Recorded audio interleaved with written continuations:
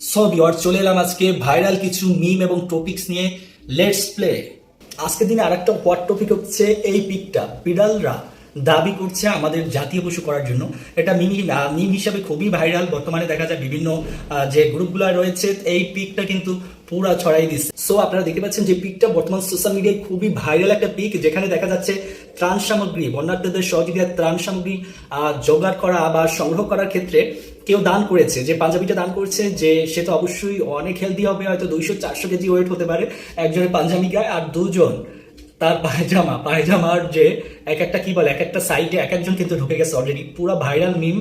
So দেখতে পাচ্ছেন, অবশ্যই এটা সম্পর্কে আপনার যদি কোনো কমেন্ট থাকে সেটা জানাবেন। রোনাল্ডোর এই পিকটা পুরো বর্তমানে সোশ্যাল মিডিয়ায় ভাইরাল।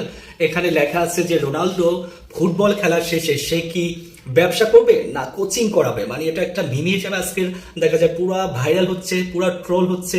যারা মেসি ফ্যান তারা তো ধইয়া দিচ্ছে যে রোনাল্ডো খেলার শেষে অবশ্যই কোচিং করাবে। এই পিকটা দেখেন, এটা কি পিৎজা না কোনো নান? দেখা যাচ্ছে মানুষের পায়ের আকৃতি কিন্তু পিৎজা। এটা বর্তমানে সোশ্যাল মিডিয়ায় পুরো ভাইরাল। সো ভিউয়ার্স, কেমন লাগলো আপনার ভিডিওটা অবশ্যই কমেন্ট সেকশনে জানাবেন।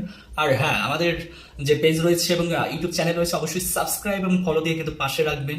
আমার কিন্তু যেগুলো টপিকস তার মধ্যে ওয়ান অফ দ্য বেস্ট ওইটা লেগেছে বিড়ালের। যে বিড়াল বাংলাদেশের জাতীয় পশু হিসাবে দাবি আদায়ের জন্য বর্তমানে শাহবাগে রয়েছে, এরকম একটা ব্যাপার। সো আপনার কোন মিমটা ভালো লেগেছে সেটা কমেন্ট সেকশনে জানাবেন। বেস্ট অফ লাক, ভালো থাকবেন।